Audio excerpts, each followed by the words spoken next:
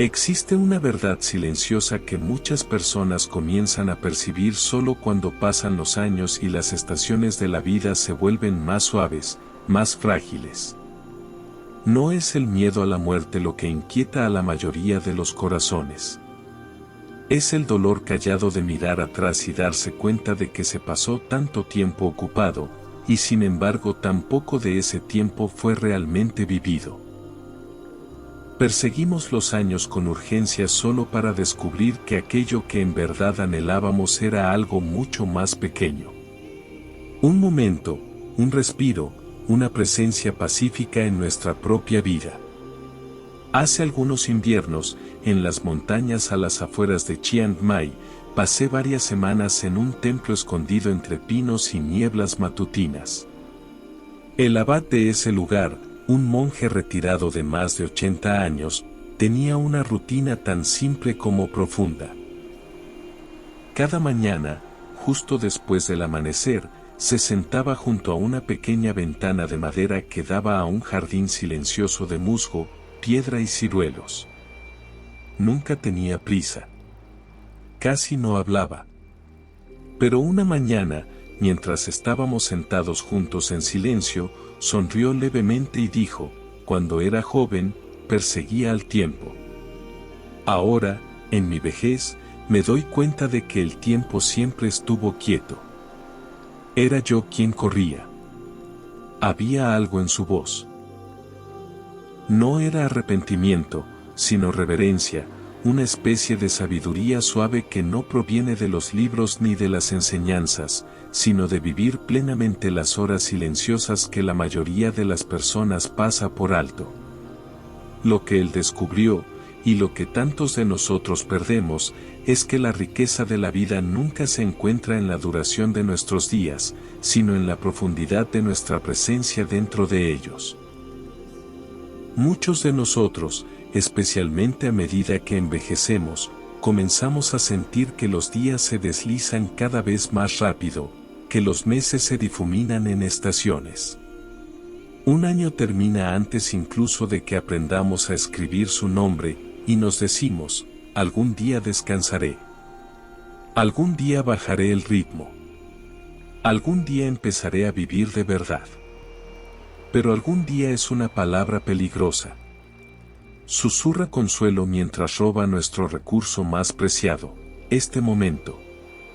El Buda dijo una vez: el problema es que crees que tienes tiempo. Y en esa sola línea no intentaba asustarnos, sino despertarnos, recordarnos que el tiempo no es algo que poseemos. Es algo que se nos confía, y pasa a través de nosotros como un río, no para ser atrapado, solo para ser sentido. En este video, realizaremos un viaje silencioso a través de 13 reflexiones arraigadas en las enseñanzas budistas, la experiencia de vida y relatos nacidos del corazón sobre cómo emplear nuestro tiempo con sabiduría, especialmente en las estaciones finales de la vida.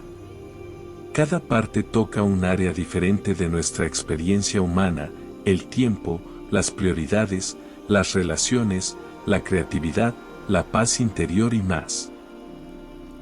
Así que, si estás viendo esto ahora, quizá con una taza de té caliente a tu lado, te invito a bajar el ritmo conmigo. Suelta la urgencia. Respira profundamente. No vas atrasado. No llegas tarde. Estás exactamente a tiempo para comenzar de nuevo. Comencemos. Parte 1: la ilusión del tiempo. Hay algo extraño que nos sucede a medida que envejecemos. Cuando éramos niños, un solo verano se sentía como toda una vida. Los días parecían interminables, extendiéndose amplios y lentos como la luz dorada del sol sobre el suelo. Incluso los acontecimientos más pequeños, un picnic familiar, un paseo en bicicleta, el sonido de las cigarras en una tarde cálida, parecían quedarse, grabándose profundamente en nuestra memoria. Pero ahora da la sensación de que los meses desaparecen en un parpadeo. Los años pasan como si fueran simples capítulos de un libro que apenas tuvimos tiempo de leer. ¿Por qué sucede esto? ¿Qué cambió? El Buda nos enseñó que todo es impermanente, pero también enseñó que nuestra percepción de la realidad suele ser una ilusión moldeada por una mente inquieta. El tiempo, tal como lo experimentamos, no es un río fijo, sino una sensación, un sentimiento profundamente ligado a nuestra conciencia. Cuanto más despiertos estamos en un momento, más largo y pleno se siente. Y, sin embargo, cuanto más distraída, rutinaria o automática se vuelve nuestra vida, más rápido el tiempo se nos escapa sin que lo notemos, como agua que se escurre entre las manos. Una vez conocí a una mujer anciana llamada Clara durante un retiro de fin de semana en Oregón. Tenía 78 años, había criado a 4 hijos, sobrevivido a su esposo y era voluntaria 2 veces por semana en una biblioteca local. Su vida estaba llena, pero algo que dijo me atravesó profundamente. Mientras estábamos sentadas bajo un arce bebiendo té, miró el lago silencioso y susurró: no recuerdo la mayor parte de mi vida. No porque no la haya vivido, sino porque en realidad no estaba ahí. Ese momento se quedó conmigo. La experiencia de Clara es más común de lo que creemos. Como adultos, nuestros días se vuelven predecibles. Nos despertamos, hacemos café, leemos las noticias, seguimos con nuestras tareas, mandados, quehaceres, conversaciones que apenas rozan la superficie. El cerebro, siempre eficiente, deja de registrar neurológicamente estos patrones repetidos. Cuando la mente encuentra algo nuevo, presta atención. Pero cuando reconoce un bucle familiar, se desconecta. Por eso el tiempo parece ir más lento cuando viajamos, cuando nos enamoramos o cuando aprendemos algo nuevo, nuestra conciencia se intensifica. Pero la rutina, especialmente en la vejez, hace que el tiempo se colapse. Desde una perspectiva budista, a esto lo llamamos ceguera temporal, una especie de somnolencia espiritual. Podemos estar moviéndonos por la vida, pero no estar verdaderamente presentes.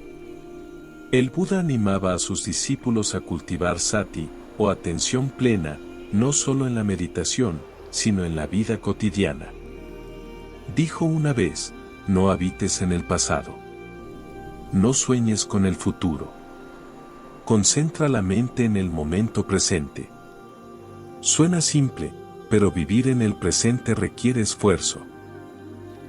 Un esfuerzo suave, compasivo. No se trata de cambios grandiosos. Se trata de despertar a lo que ya está aquí.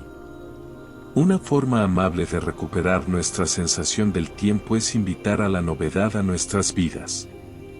No en el sentido de perseguir la excitación, sino de romper los patrones rutinarios que nos adormecen. Toma una ruta diferente en tu caminata matutina. Camina. Intenta preparar una comida que nunca hayas cocinado antes. Habla con alguien nuevo en el mercado. Incluso sentarte en una silla distinta durante el desayuno puede despertar sutilmente tu mente. Estos no son actos triviales.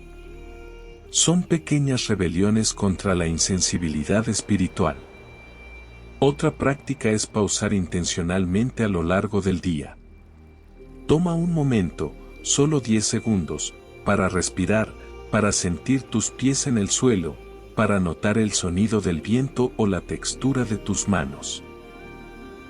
Estos micromomentos, cuando se repiten, se convierten en anclas que ralentizan el tiempo y te devuelven a ti mismo.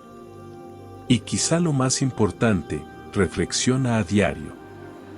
Aunque solo sean unas pocas líneas en un cuaderno, escribir lo que sentiste, viste o aprendiste ayuda a tu mente a almacenar el día como algo significativo. Como dijo un maestro zen, un día sin reflexión es como una comida sin sal. Al final, la ilusión no es que el tiempo se mueva rápido. Es que creemos que somos impotentes para ralentizarlo. Pero a través de la atención plena, a través de la conciencia, tocamos la eternidad en un solo aliento. Porque el tiempo no es algo que perseguimos. Es algo a lo que despertamos. Parte 2. Lo que realmente importa. Hay un momento curioso que suele llegar en silencio en algún punto de la segunda mitad de la vida. No llega con fanfarria ni exige acción inmediata, pero permanece como una sombra en una tarde larga. Es la realización de que gran parte de lo que antes parecía importante quizá no lo era tanto después de todo. Hace años, durante una capacitación como voluntario en cuidados paliativos, conocí a una enfermera jubilada llamada Ellen. Había pasado décadas trabajando en hospitales, asistiendo partos, consolando a los moribundos, sosteniendo espacio para todo tipo de alegría y dolor humanos. A los 72 años, había decidido dedicar su tiempo libre a quienes se acercaban al final de la vida, no por obligación, sino desde un saber silencioso de que hay lecciones en el borde de la vida que el mundo ocupado no enseña. Me dijo algo que se quedó conmigo desde entonces. Nadie, en todos mis años sentada junto a los moribundos, pidió más reuniones, más cheques de pago o más correos electrónicos. Pidieron personas, paz, tiempo que nunca se dieron. El Buda habló a menudo de la visión correcta, una claridad de percepción que nos permite ver a través de la niebla de la ilusión y comprender las verdades que realmente nos liberan. Una de esas verdades es esta: no todas las tareas son iguales, y no todo lo que exige tu atención la merece. Sin embargo, muchos de nosotros, especialmente en los años centrales de trabajo, confundimos estar ocupados con tener propósito. Llenamos nuestros días no de significado, sino de movimiento. Y nos convencemos de que la urgencia equivale a importancia.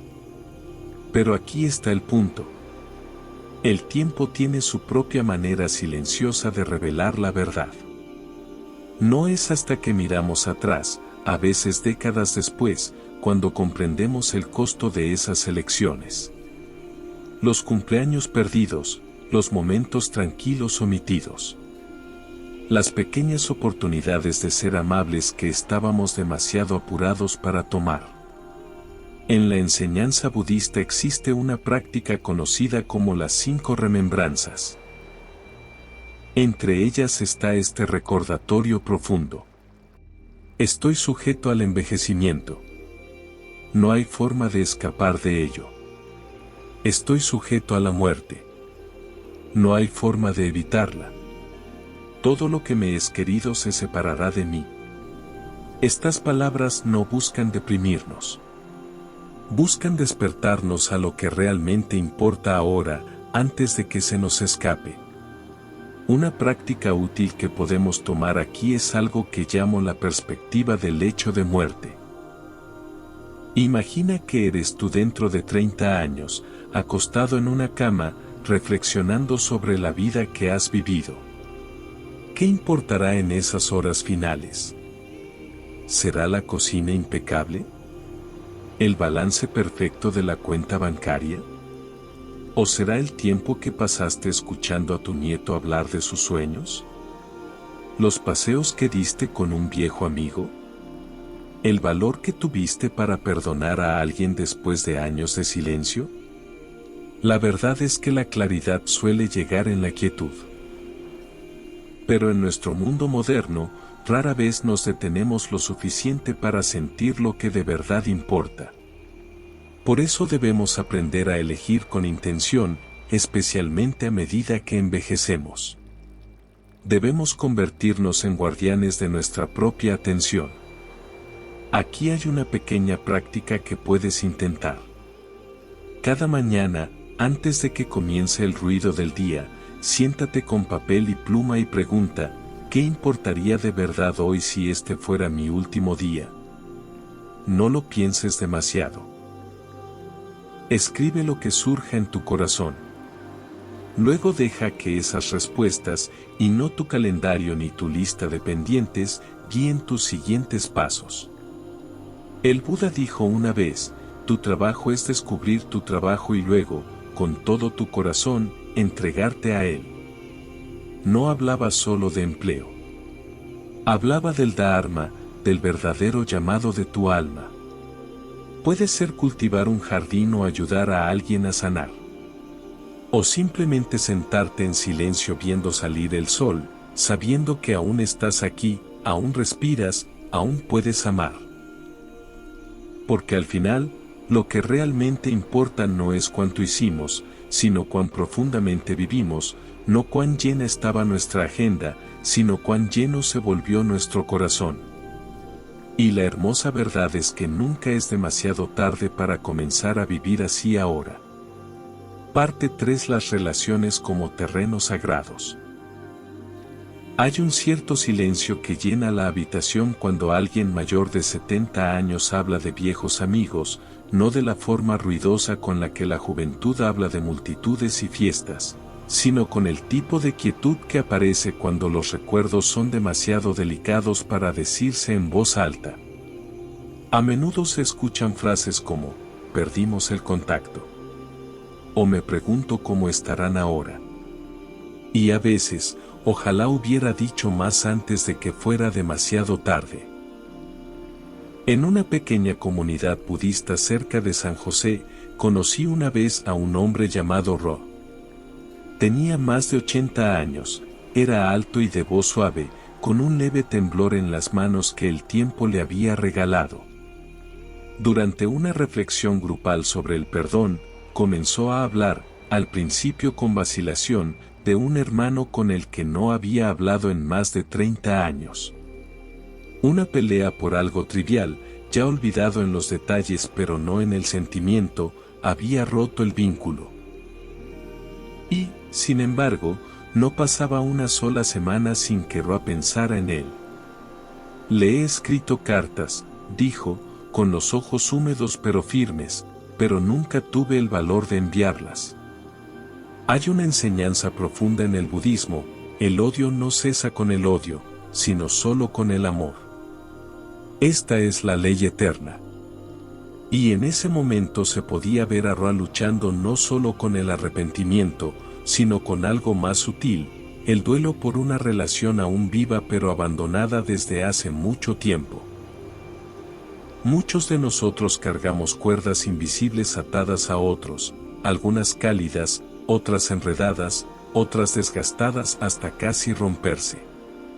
Y a medida que envejecemos, el peso de esas relaciones, lo dicho y lo no dicho, la presencia y la ausencia, comienza a moldearnos de maneras difíciles de nombrar. Para algunos, es la dulzura de un matrimonio de décadas, tierna incluso en el silencio. Para otros, es el dolor de una amistad perdida no por la muerte, sino por la distancia. Y para muchos, es la tristeza suave de darse cuenta de que estuvimos presentes de cuerpo, pero ausentes de corazón. En la comprensión budista, las relaciones no se ven solo como lazos sociales, sino como campos sagrados donde se despliega nuestro karma. Cada interacción, ya sea breve o profunda, es una forma de siembra. Una palabra dicha con amabilidad se convierte en una semilla de paz. Un momento de descuido.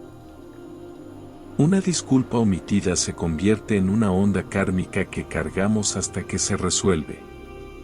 Por eso el Buda puso tanto énfasis en el habla correcta y la intención correcta. No se trata de ser perfectos, sino de estar presentes. Una sonrisa sencilla, una pregunta hecha con cuidado genuino. Las cosas pequeñas no son pequeñas. Son, en verdad, el tejido de la conexión. Una historia de los suttas cuenta que el primo del Buda, Devadatta, se convirtió en su adversario.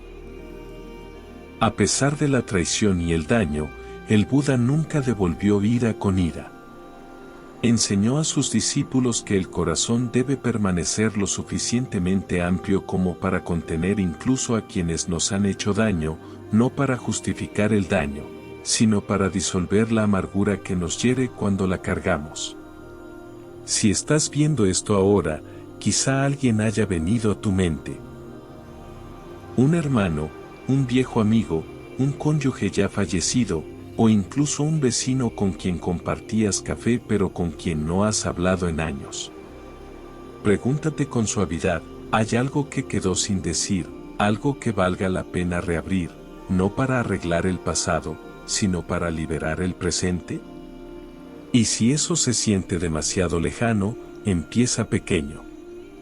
Un mensaje breve, una carta, una oración, incluso sostener a alguien en tu corazón con bondad. A través de la práctica de Metta Bhavana, la meditación de amor bondadoso, los hilos invisibles pueden comenzar a repararse. Las relaciones no se construyen solo con los grandes gestos, los aniversarios, los reencuentros, las disculpas profundas. Se construyen, más a menudo, con los gestos diarios, la llamada para saber cómo estás, el recordar una historia favorita, la escucha silenciosa sin necesidad de responder. Y sí, a veces el vínculo permanece roto. No todas las puertas se reabren. Pero incluso entonces, la paz es posible. No porque la otra persona cambie, sino porque tú eliges soltar el sufrimiento, como nos recuerda el Dhammapada. Mejor que 1000 palabras vacías es una sola palabra que trae paz. Hablemos menos palabras, pero que cuenten. Amemos no con declaraciones grandiosas, sino con depósitos silenciosos y diarios de cuidado. Hagamos las paces no solo con los demás, sino dentro de nosotros mismos, para que a quienes amamos no los alcancemos demasiado poco y demasiado tarde. Porque al final, no es el número de personas que hemos conocido lo que importa. Es la profundidad de presencia que ofrecimos a quienes cruzaron nuestro camino. Y nunca es demasiado tarde para plantar una semilla más de bondad en el terreno sagrado entre los corazones. Parte 4. Propósito y trabajo interior. Después de la jubilación, hay un momento, a veces sutil, a veces ensordecedor, que llega cuando la estructura del trabajo comienza a disolverse. Ya no hay prisas matutinas. No hay reuniones, ni plazos, ni política de oficina. Al principio hay una sensación de alivio, incluso de celebración. Duermes más. Viajas. Disfrutas del ocio que antes parecía tan lejano. Pero luego, al cabo de un tiempo, algo empieza a cambiar.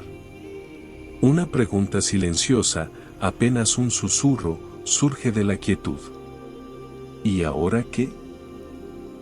Es una pregunta no de supervivencia, sino de sentido. Y para muchas personas mayores de 60 años, es la pregunta más importante de todas. Una vez hablé con un hombre llamado Richard, un arquitecto jubilado de Colorado.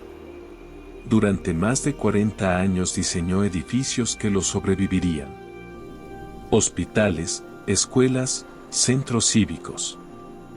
Era meticuloso, impulsado, ampliamente respetado. Pero después de jubilarse a los 67, me dijo algo que me tomó por sorpresa. No sé quién soy cuando no estoy construyendo algo. Lo dijo sin tristeza, pero también sin claridad. No estaba exactamente perdido, solo desanclado, como un barco que ha salido del puerto pero aún no ha fijado su rumbo. No extrañaba el trabajo, no realmente. Extrañaba el propósito. En el budismo existe un concepto llamado Sankara, formaciones de la mente, patrones de hacer, de convertirse, de lograr. Estas formaciones, si no se observan, pueden dirigir nuestra vida sin preguntarnos nunca si todavía nos sirven. La jubilación, vista así, no es el final del propósito. Es el comienzo del propósito consciente. Una nueva oportunidad para girar hacia adentro, para encontrarnos no como trabajadores, padres, proveedores o logros, sino como seres humanos con algo aún hermoso que ofrecer. El Buda enseñó que el sustento correcto no se trata solo de ganar dinero, sino de vivir en armonía con nuestros valores. Y después de la jubilación, esa armonía puede verse muy diferente. Puede significar orientar a un vecino joven, escribir historias para los nietos, cuidar un jardín con reverencia, hacer voluntariado no para mantenerse ocupado, sino para mantenerse conectado con la red de la vida. Conocí una vez a una maestra jubilada que comenzó a leer en voz alta a niños en la biblioteca pública todos los jueves. Ella lo llamaba su dharma disfrazado. Para ella no era solo un pasatiempo. Era la continuación de su trabajo interior, presentarse con paciencia, presencia y calidez para los demás. Decía, cuando dejo de dar, dejo de crecer. Pero aquí está la hermosa paradoja. El propósito en esta etapa de la vida no se trata necesariamente de hacer más. Se trata de ser más presente, ser más generoso, estar más en contacto con lo que mueve tu corazón, incluso si nadie más lo ve. Y sí, hay días en los que el cuerpo se siente más pesado, en los que el mundo se mueve demasiado rápido, en los que te preguntas si te has vuelto invisible. Pero por favor, sabe esto. Tu valor no está ligado a lo que produces. Tu presencia, tu escucha, tus historias, tu sabiduría silenciosa son un regalo que este mundo necesita desesperadamente. En el Majjhima Nikaya, el Buda compartió, así como el gran océano tiene un solo sabor, el sabor de la sal, así también el Dharma tiene un solo sabor, el sabor de la liberación. La liberación en esta etapa de la vida a menudo significa liberarte de la creencia de que aún debes demostrar algo. Significa abrazar tu experiencia no como algo que quedó atrás, sino como algo que ahora encarnas. Eres un testimonio vivo de supervivencia, de amor, de resistencia. Así que si te encuentras preguntando, ¿cuál es mi propósito ahora?, intenta preguntar en su lugar, ¿qué hace que mi corazón cobre vida? ¿Dónde puedo ofrecer mi quietud, mi compasión, mi presencia? Y sabe esto. Incluso los actos más silenciosos, hacer sopa para un vecino, encender incienso cada mañana, sentarte junto a alguien que está de duelo, pueden ser ofrendas del más alto nivel, no porque sean ruidosas o visibles, sino porque están arraigadas en la conciencia. El propósito después de la jubilación no tiene que ser grandioso. Solo tiene que ser real.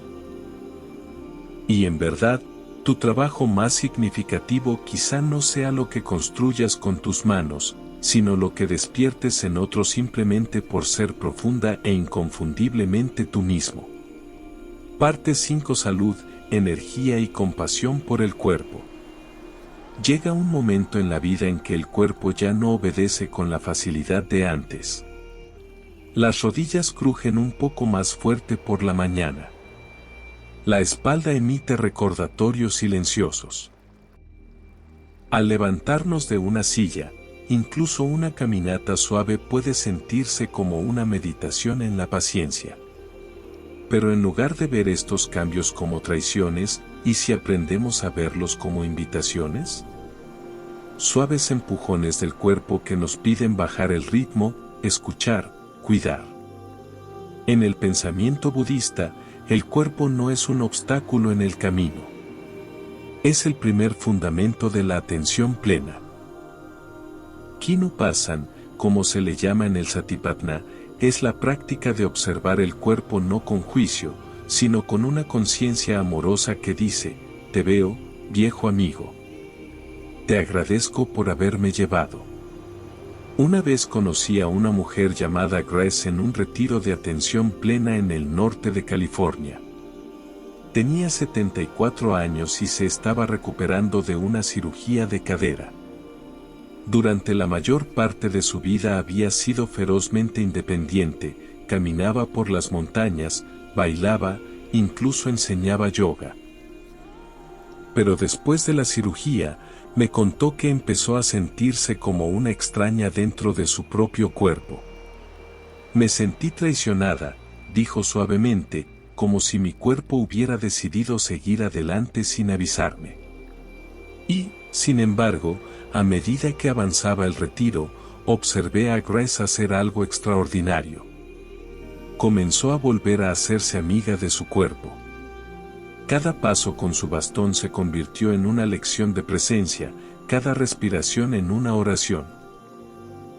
Una mañana, durante la meditación caminando, se volvió hacia mí con lágrimas en los ojos y dijo, pensé que necesitaba volver a ser fuerte, pero quizá lo que realmente necesitaba era volverme amable.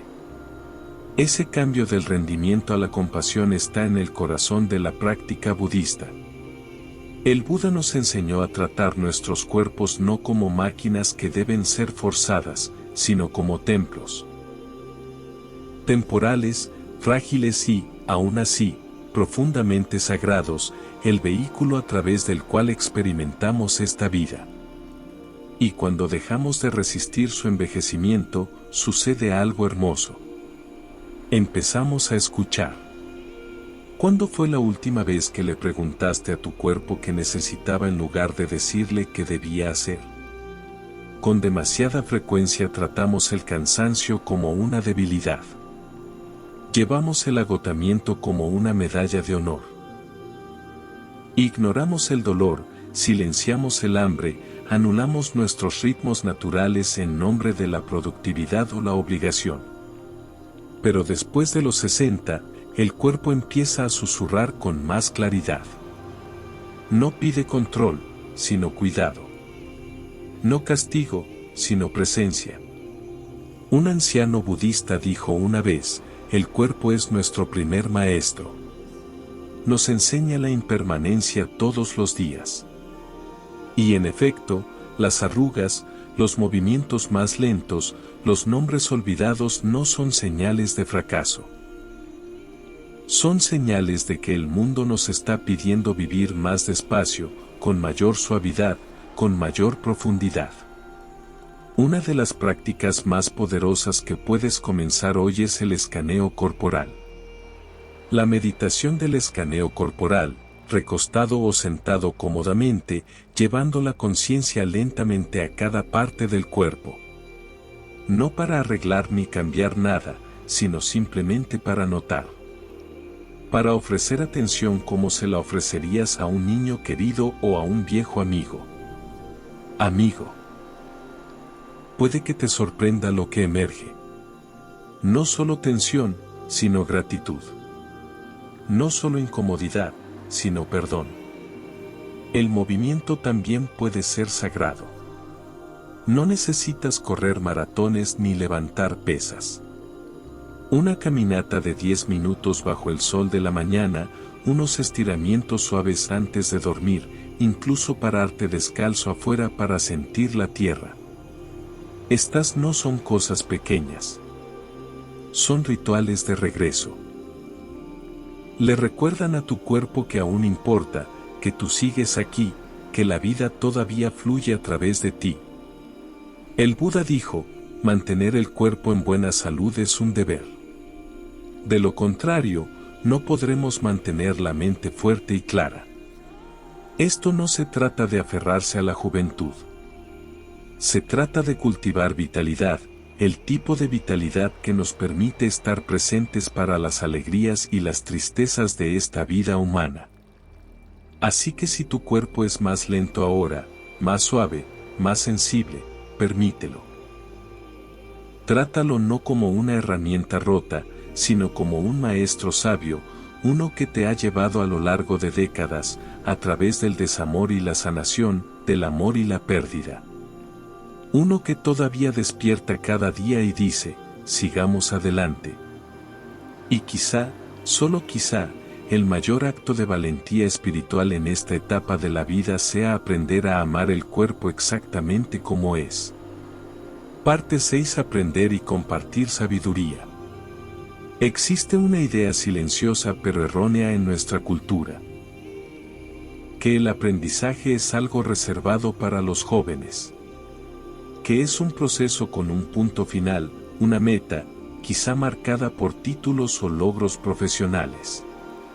Pero la verdad es que el aprendizaje más profundo comienza solo cuando la presión por lograr desaparece y lo que queda es una curiosidad pura y sincera. Y más a menudo de lo que creemos, eso ocurre más adelante en la vida. Recuerdo haber asistido una vez a una charla de Dharma en una pequeña sangha en Nuevo México. El maestro, un practicante laico de 92 años llamado Samuel, abrió la sesión no con un sermón, sino con una pregunta. ¿Qué están aprendiendo estos días?, preguntó, recorriendo la sala lentamente con la mirada. Algunas personas rieron con cortesía, pensando que era retórica, pero él la repitió, esta vez más suave, hablo en serio. ¿Qué siguen aprendiendo? Cuando nadie respondió de inmediato, sonrió y dijo, yo estoy aprendiendo a ser amable con mi miedo a olvidar los nombres. La sala quedó en silencio. No por lástima, sino por reconocimiento. Esa vulnerabilidad tranquila fue una enseñanza en sí misma. En el budismo existe un concepto llamado prajña, o sabiduría. No solo el conocimiento intelectual, sino ese entendimiento profundo que surge de la vida misma. La sabiduría no proviene únicamente de los libros o las escrituras. Se talla en el corazón a lo largo de décadas, a través del dolor y la sanación, de presentarse una y otra vez ante el milagro desordenado que es esta vida humana. Y aquí está la hermosa verdad, no necesitas ser un erudito ni un monje para ser maestro. De hecho, algunos de los mejores maestros son aquellos que todavía están aprendiendo.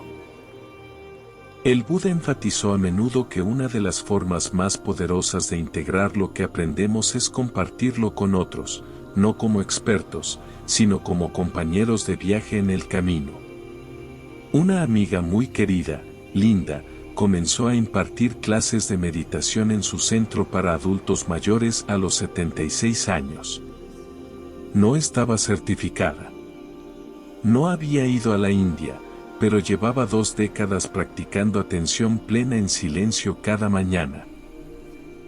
Y cuando vio que otros a su alrededor luchaban con la ansiedad, el duelo y la soledad, simplemente comenzó a compartir lo que a ella le había ayudado.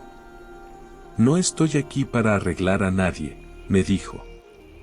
Solo les cuento lo que me ayudó a volver a respirar. Así es el aprendizaje después de los 60. No se trata de maestría. Se trata de generosidad. Y a veces ni siquiera se trata de enseñar a otros. Se trata de volver a enseñarte a ti mismo.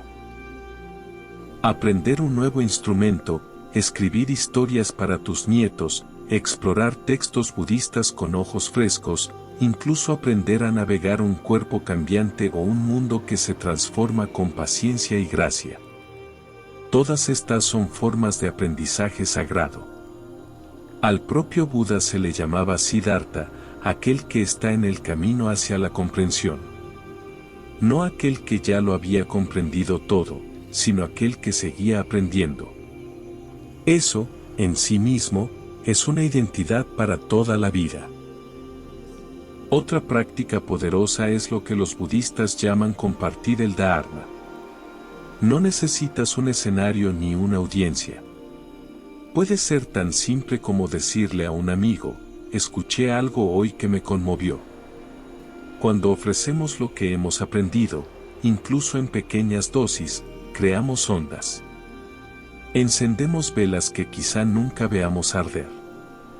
Y si sientes que no tienes nada que enseñar, recuerda esto, Quien aún recuerda lo que es luchar se convierte en el guía más compasivo. No necesitas respuestas. Solo necesitas presencia. A menudo, lo más poderoso que puedes decirle a alguien más joven no es, esto es lo que deberías hacer, sino simplemente, te entiendo. Yo también estuve ahí. Así que sigue aprendiendo. No porque estés incompleto, sino porque el alma se expande con cada nueva comprensión. Sigue enseñando. No porque seas superior, sino porque tus pasos pueden ayudar a iluminar el camino de otros que todavía caminan en la oscuridad. Y, sobre todo, sigue compartiendo tu historia. Aunque tu voz tiemble. Porque el mundo no necesita más expertos perfectos. Necesita seres humanos reales dispuestos a decir su verdad. Parte 7. Paz en la tormenta de las emociones. Hay algo paradójico en las emociones. Vienen y van como nubes en el cielo, cambiantes, arremolinadas, a veces pasan suavemente, otras irrumpen como truenos. Y, sin embargo, cuanto mayores nos volvemos, más podríamos esperar que ya deberíamos haberlas resuelto. Como si la edad, por sí sola, debiera darnos inmunidad frente a la ira, el arrepentimiento, el miedo o la tristeza. Pero la verdad es que nadie deja de ser humano. Y quizá no estamos destinados a hacerlo. Una vez me senté con un anciano llamado Arthur durante un retiro de silencio de una semana. Tenía 81 años, era digno y callado. Pero al tercer día no apareció en la sesión de la tarde. Lo encontré más tarde al borde del jardín del centro de retiro, sentado solo, con lágrimas corriéndole por el rostro. Cuando le pregunté con suavidad si estaba bien, negó con la cabeza. Acabo de recordar algo cruel que le dije a mi esposa. Hace 40 años, susurró. Simplemente volvió. El pasado, como sabemos, no permanece enterrado. Las emociones, incluso aquellas que creíamos resueltas desde hace tiempo, pueden resurgir sin previo aviso, como cartas entregadas tarde por el propio tiempo. Y cuando lo hacen, se nos ofrece una oportunidad sagrada, no juzgarnos, no suprimir el sentimiento, sino encontrarnos con él desde la presencia. En la tradición budista, las emociones no son enemigas que deban ser derrotadas. Son visitantes. Siddhapti, momentos mentales que surgen debido a causas y condiciones. El Buda enseñó que la mayoría de las emociones intensas, como la ira o el miedo, tienen una vida fisiológica de apenas 90 segundos. Es decir, si no las alimentamos con historias, resistencia o rumiación, se disuelven por sí solas. Esta es una comprensión poderosa. La primera ola de la emoción puede estar fuera de nuestro control, pero lo que ocurre después es donde comienza nuestra libertad. Una de las prácticas más hermosas de la psicología budista se conoce como Ren, un acrónimo creado por la maestra Tara Brach, arraigado en siglos de práctica de atención plena. Reconocer lo que está ocurriendo, permitir que esté ahí. Investigar con curiosidad amable. Nutrir con bondad. Cuando sientas que surge la tristeza, quizá un recuerdo, una decepción o simplemente el dolor de la soledad, puedes pausar, colocar una mano en el pecho, respirar y reconocer. Ah, esto es tristeza. Permitir. Está bien sentir esto. Investigar, ¿cómo se siente en mi cuerpo? Y luego nutrir, ¿puedo sostener esto con cuidado? Esto no es debilidad. Es fortaleza interior, madurez espiritual. Es entrar en la tormenta con un paraguas de conciencia. El propio Buda nunca tuvo miedo de mostrar emoción. Lloró la muerte de sus discípulos. consoló a los enfermos con ternura. Le dijo a Ananda, su fiel asistente, que amar profundamente a los demás no es una distracción del camino. Es el camino. Y, sin embargo, vivimos en un mundo que a menudo nos dice que lo superemos, que seamos fuertes, que sigamos adelante. Pero ¿y si la verdadera fortaleza no está en empujar los sentimientos hacia afuera, sino en sostenerlos con suavidad, como a un niño que llora? Recuerdo que una mujer de unos 60 años me dijo una vez, pasé toda mi vida tratando de no sentir demasiado. Ahora simplemente me permito sentirlo todo. Y, extrañamente, nunca he estado tan en paz. Había algo profundamente liberador en su rostro. No la ausencia de dolor, sino la ausencia de resistencia. Verás, las emociones no son problemas que debamos resolver. Son mensajes, a veces confusos, a veces desordenados, pero siempre señalando algo dentro de nosotros que anhela ser visto, escuchado, sanado. Y cuando evitamos conversaciones difíciles, creamos una deuda emocional que se acumula con el tiempo, como cartas sin abrir apiladas en el pasillo del corazón. Cuanto más esperamos, más pesadas se vuelven. Pero un solo momento honesto, una sola frase dicha con amor, puede despejar años de silencio. Así que permite que esta sea la estación de tu vida en la que ya no te disculpas por sentir, en la que ya no escondes tus lágrimas ni tragas tu verdad. Permite que este sea el tiempo en el que te sientas con tu tristeza, tu alegría, tu miedo, y digas, eres bienvenido aquí. Como dijo el Buda, así como una roca sólida no es sacudida por el viento, así los sabios no se mueven por la alabanza ni la culpa. Y aún así, incluso la roca siente el viento. Que esa sea la fortaleza de tu alma, no en permanecer inmóvil, sino en mantenerte centrado en medio del movimiento. Porque la paz no significa que la tormenta nunca llegue. Significa que ya no te pierdes dentro de la lluvia. Parte 8. El dinero, el tiempo y las riquezas interiores. En algún punto del sinuoso camino de la vida, a muchos de nosotros se nos enseña, a menudo sin palabras, que el éxito significa acumulación. Una casa más grande, un coche más nuevo, un mejor vecindario, un fondo de jubilación lo suficientemente grande como para acallar el miedo a la incertidumbre. Y no hay nada inherentemente malo en nada de esto. El problema comienza cuando equiparamos el valor económico con el valor personal, o cuando la búsqueda del dinero empieza a consumir aquello mismo que se suponía debía proteger, nuestro tiempo. Una vez tomé té con un abogado jubilado llamado Charles. Había pasado 4 décadas escalando la escalera de su carrera. Brillante, disciplinado, respetado. A los 70, su portafolio estaba lleno, pero su agenda vacía. Sin pasatiempos, sin amigos cercanos, con hijos distanciados. Miró hacia el jardín mientras permanecíamos en silencio y luego dijo en voz baja, creí que estaba construyendo una vida. Resulta que estaba construyendo una fortaleza.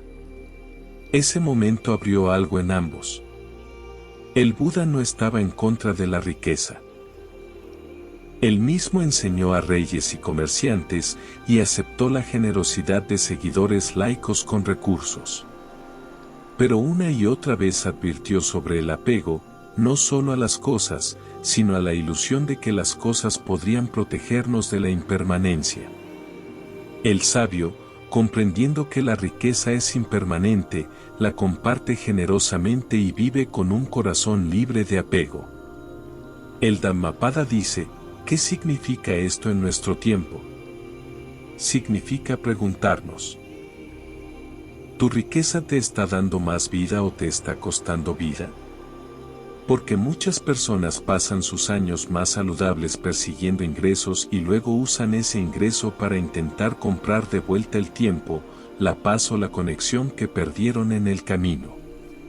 Pero el tiempo no se puede almacenar. No se puede rebobinar. Y, a diferencia del dinero, nadie sabe cuánto le queda.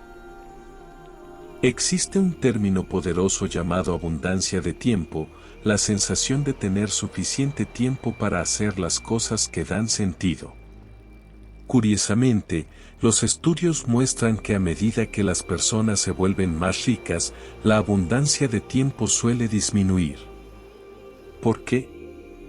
Porque a medida que crecen los ingresos, también crecen las responsabilidades, las expectativas y las demandas del estilo de vida.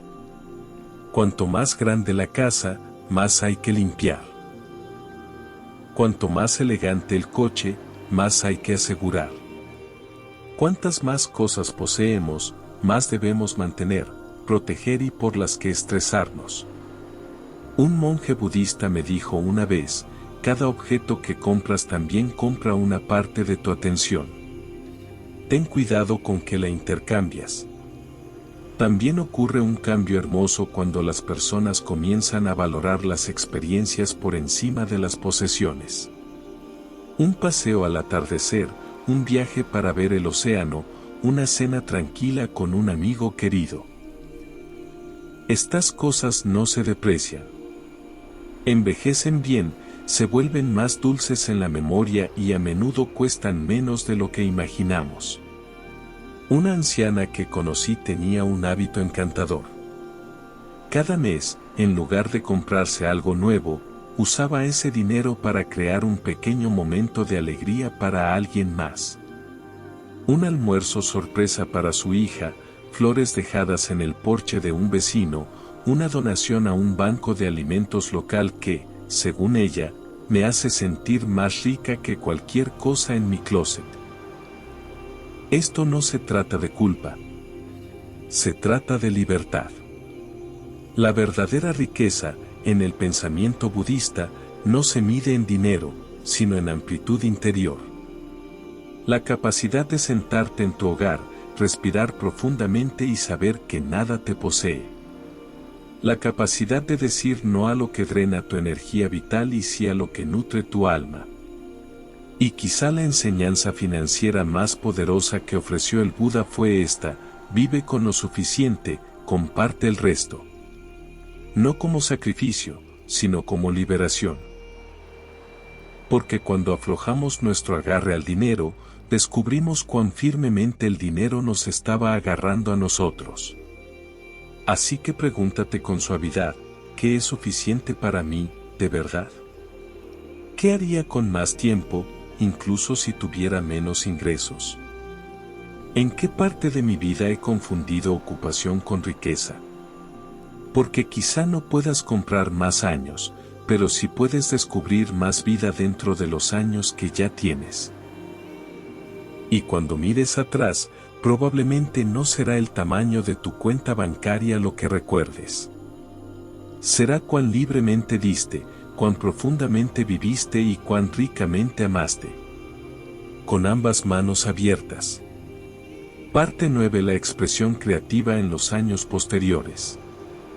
Hay un milagro silencioso que a menudo pasa desapercibido en los capítulos finales de la vida. Un resurgir suave de la creatividad. No del tipo nacido de la ambición o los plazos, sino algo más blando, más antiguo, más sagrado. Un deseo de expresar, no de impresionar. Un anhelo de dar forma a la belleza desde la quietud. Y, sin embargo, muchas personas después de los 60 se han convencido de que esta chispa creativa pertenece a otros, que la pintura es para los jóvenes, que la música es para los profesionales, que la escritura es para los autores. Pero la verdad, dicha suavemente por el propio tiempo, es que la creatividad pertenece a cualquiera que aún respira. Una vez conocí a una cartero jubilada llamada Marta, que había criado a 4 hijos y pasado la mayor parte de su vida adulta despertando antes del amanecer para trabajar largas y honestas jornadas. A los 71, recién enviudada y viviendo sola, comenzó a pintar sobre pedazos de cartón que encontraba detrás del supermercado. Al principio, dijo, solo era algo para mantener las manos ocupadas. Pero pronto las paredes de su garaje se llenaron de color. Atardeceres, colinas, aves en pleno vuelo. Le pregunté una vez, ¿siempre te gustó pintar? Ella se detuvo, luego sonrió con una especie de asombro. Creo que siempre me gustó notar las cosas, dijo. Solo que no sabía que eso tenía un lugar a donde ir. En la tradición budista, la creatividad no está separada del camino espiritual. Es el camino cuando se recorre con conciencia. Es el primer fundamento de la atención plena. Kinupasan, como se le llama en el Satipana, es la práctica de observar el cuerpo no con juicio, sino con una conciencia amorosa que dice, te veo, viejo amigo. Gracias por llevarme. Una vez conocí a una mujer llamada Grace en un retiro de atención plena en el norte de California. Tenía 74 años y se estaba recuperando de una cirugía de cadera. Durante la mayor parte de su vida había sido ferozmente independiente, hacía senderismo, bailaba, incluso enseñaba yoga. Pero después de la cirugía, me dijo que comenzó a sentirse como una extraña en su propio cuerpo.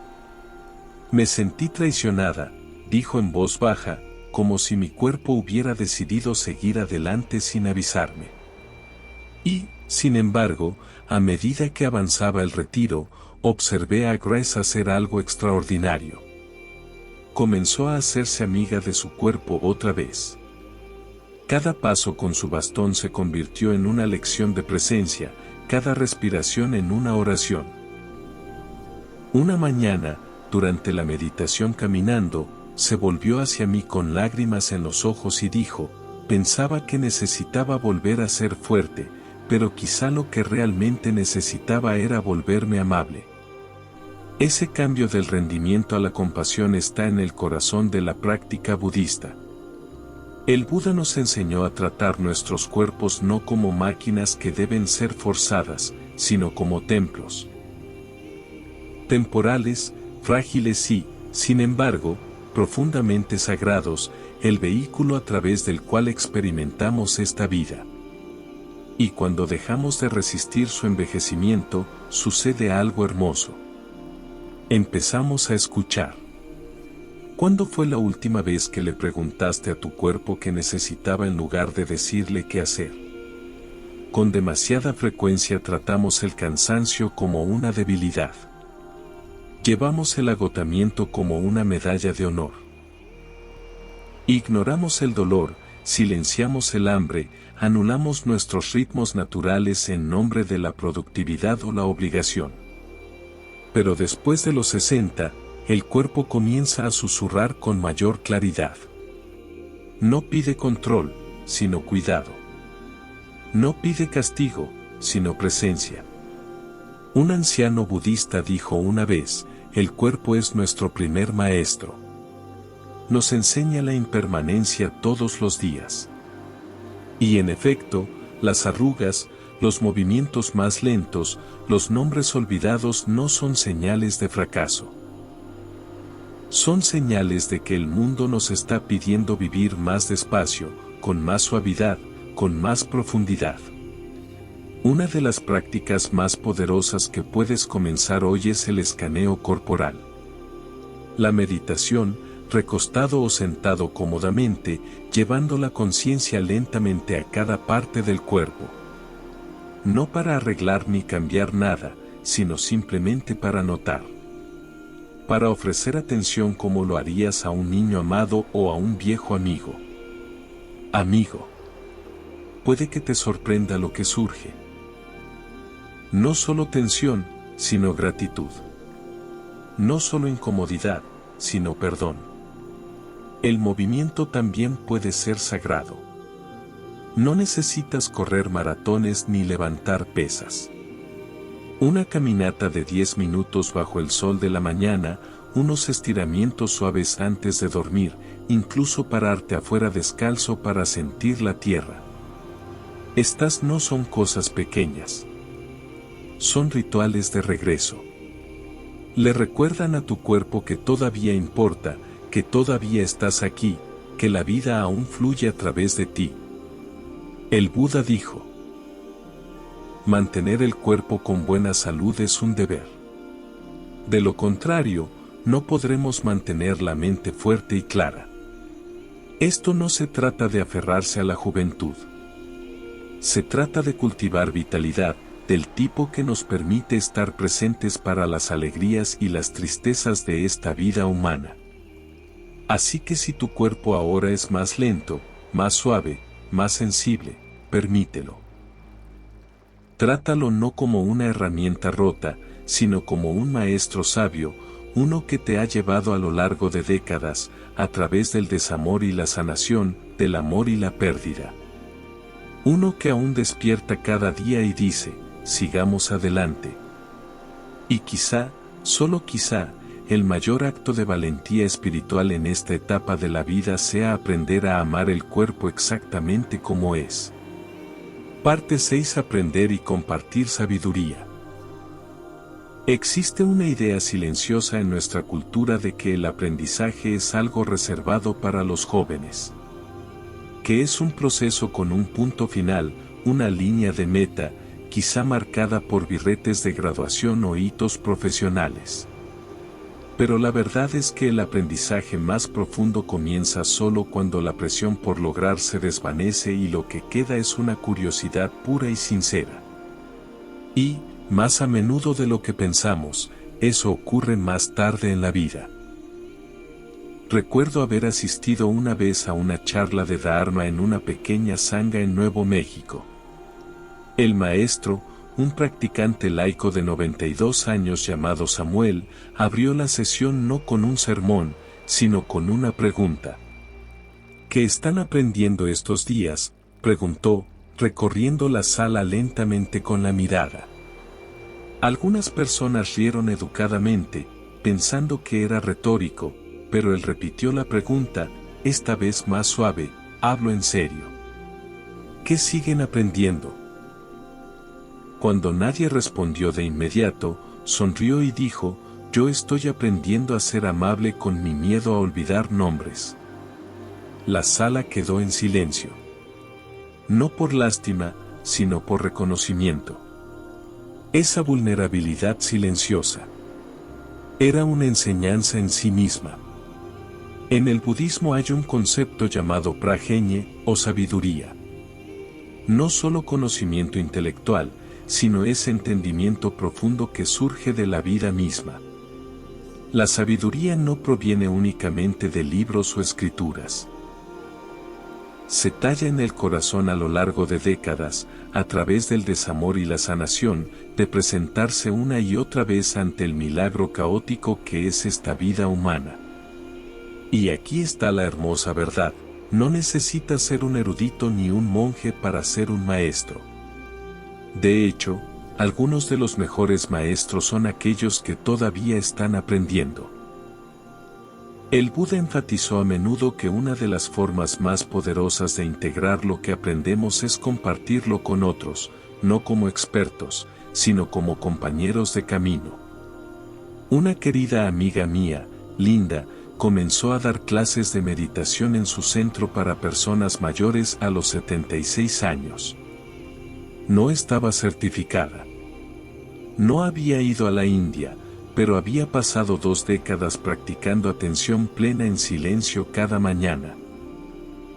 Y cuando vio que otros a su alrededor luchaban con la ansiedad, el duelo y la soledad, simplemente comenzó a compartir lo que a ella le había ayudado.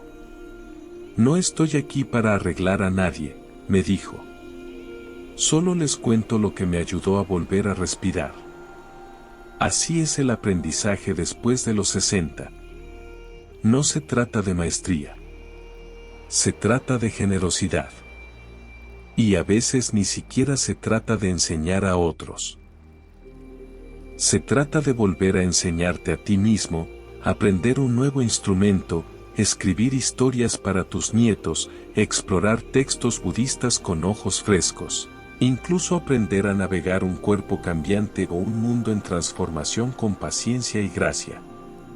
Todas estas son formas de aprendizaje sagrado. Al propio Buda se le llamaba Siddhartha, aquel que está en el camino hacia la comprensión. No alguien que ya lo hubiera entendido todo, sino alguien que seguía aprendiendo. Esa, en sí misma, es una identidad para toda la vida. Otra práctica poderosa es lo que los budistas llaman compartir el Dharma. No necesitas un escenario ni una audiencia. Puede ser tan simple como decirle a un amigo, hoy escuché algo que me conmovió. O esta cita me ayudó en un momento difícil.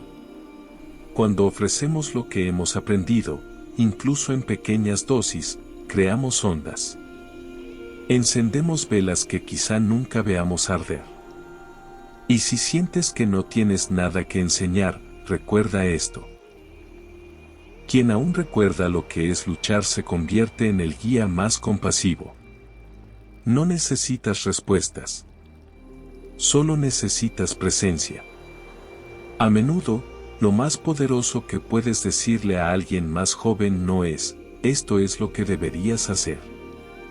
Sino simplemente, lo entiendo. Yo también estuve ahí. Así que sigue aprendiendo. No porque estés incompleto, sino porque el alma se expande con cada nueva comprensión. Sigue enseñando. No porque seas superior, sino porque tus pasos pueden ayudar a iluminar el camino de otros que aún deambulan en la oscuridad. Y, sobre todo, sigue compartiendo tu historia. Incluso si tu voz tiembla. Porque el mundo no necesita más expertos perfectos. Necesita humanos reales dispuestos a decir su verdad. Parte 7. Paz en la tormenta de las emociones. Hay algo paradójico en las emociones. Vienen y van como nubes en el cielo, cambiando, arremolinándose, a veces pasando suavemente, otras veces estrellándose como truenos. Y, sin embargo, cuanto más envejecemos, más podríamos esperar que ya las tuviéramos resueltas. Como si la edad, por sí sola, nos otorgara inmunidad al enojo, al arrepentimiento, al miedo o a la tristeza. Pero la verdad es que nadie deja atrás su humanidad. Y quizá no estamos destinados a hacerlo. Una vez me senté con un anciano llamado Arthur durante un retiro silencioso de una semana. Tenía 81 años, digno y callado. Pero al tercer día no apareció para la sesión de la tarde. Más tarde lo encontré al borde del jardín del centro de retiro, sentado solo, con lágrimas corriendo por su rostro. Cuando le pregunté con suavidad si estaba bien, negó con la cabeza. Acabo de recordar algo cruel que le dije a mi esposa. Hace 40 años, susurró.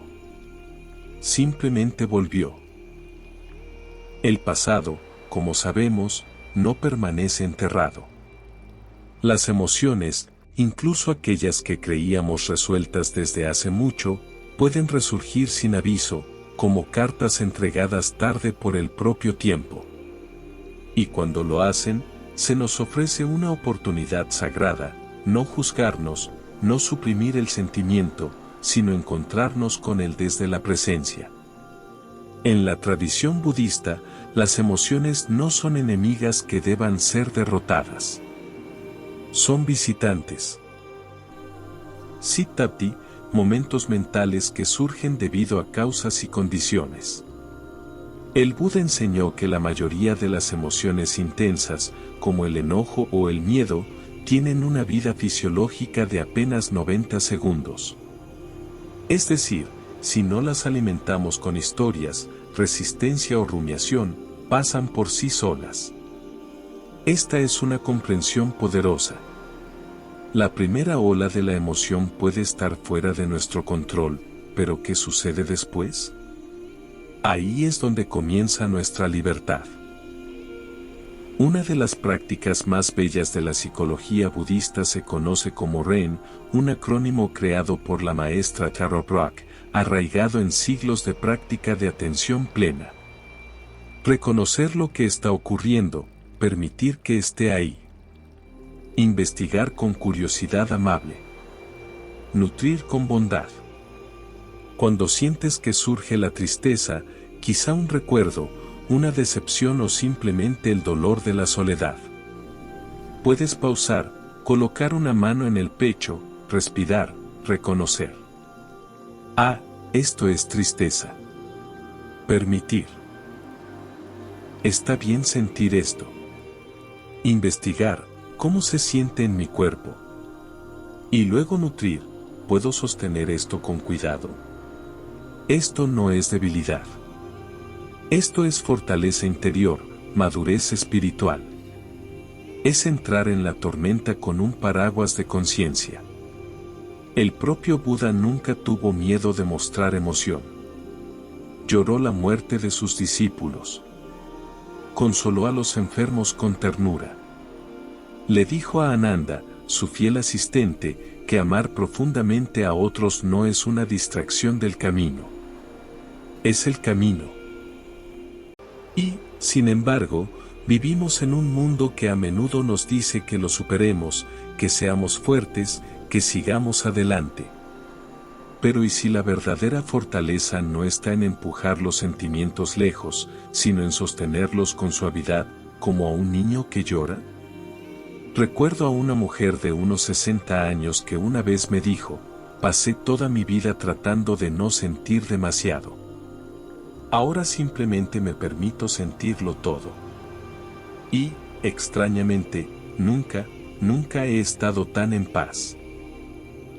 Había algo profundamente liberador en su rostro. No la ausencia de dolor, sino la ausencia de resistencia. Verás, las emociones no son problemas que deban resolverse. Son mensajes, a veces desordenados, a veces poco claros, pero siempre señalando algo dentro de nosotros que anhela ser visto, escuchado, sanado. Y cuando evitamos conversaciones difíciles, creamos una deuda emocional que se acumula con el tiempo, como cartas sin abrir apilándose en el pasillo del corazón. Cuanto más esperamos, más pesadas se vuelven. Pero un momento honesto, una frase dicha con amor, puede despejar años de silencio.